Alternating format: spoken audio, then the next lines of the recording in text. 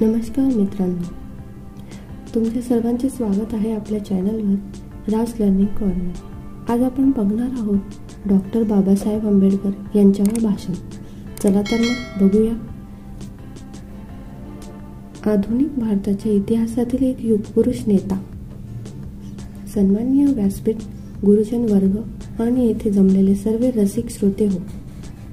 भारतीय राज्यघटनेचे शिल्पकार, प्रख्यात कायदे पंडित, अस्पृश्य समाजाचा स्वाभिमान जागृत करून अन्यायाविरुद्ध लढण्यास तयार करणारा नेता म्हणजे डॉक्टर बाबासाहेब आंबेडकर। परदेशात शिकत असताना पुस्तके विकत घ्यायला पैसे नसतानाही ग्रंथालयात जास्तीत जास्त वेळ बसून वाचन करून पदव्या मिळवल्या। ग्रंथ सुद्धा एक प्रकारचे गुरुच असतात। डॉक्टर आंबेडकरांची ग्रंथांवर अपार निष्ठा होती। डॉक्टर आंबेडकरांचे पूर्ण नाव भीमराव रामजी आंबेडकर, तर वडिलांचे नाव रामजी सपकाळ, आईचे नाव भीमाबाई सपकाळ असे होते। डॉक्टर बाबासाहेबांचा जन्म मध्य प्रदेशातील महू गावी 14 एप्रिल 1891 रोजी झाला। त्यांचा जन्म अस्पृश्य समाजातल्या जाणाऱ्या जातीत झाल्यामुळे त्यांना लहानपणापासूनच अस्पृश्यतेचे चटके बसले होते। डॉक्टर आंबेडकर शाळेत शिकत असतानाही त्यांना खूप गोष्टींना सामोरे जावे लागले।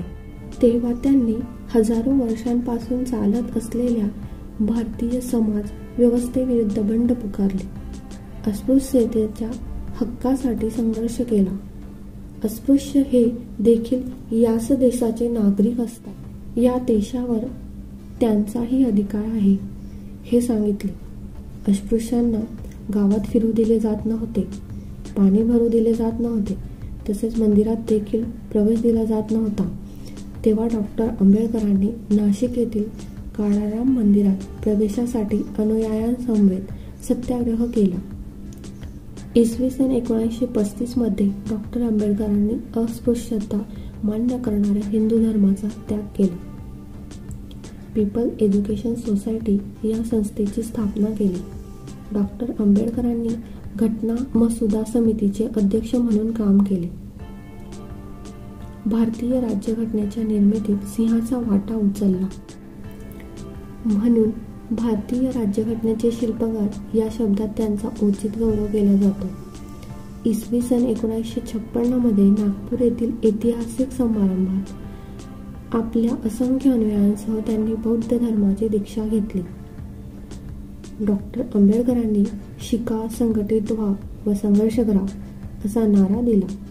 त्यांनी आपल्या कार्यातून शोषित, पीडित, गोरगरिबांचा उद्धार केला। गरीब माणूस आज माणूस म्हणून जगतो आहे, या माणसाला माणूस म्हणून जगण्याचा खरा अधिकार डॉक्टर बाबासाहेब आंबेडकरांनी मिळवून दिला।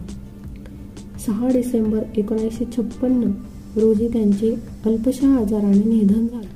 14 एप्रिल 1990 रोजी त्यांना मरणोत्तर भारतरत्न हा सर्वोच्च पुरस्कार प्रदान करण्यात आला।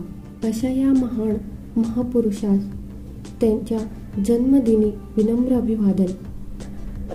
नवीन व्हिडिओ पाहण्यासाठी माझ्या चॅनलला सबस्क्राईब करा। थँक्यू।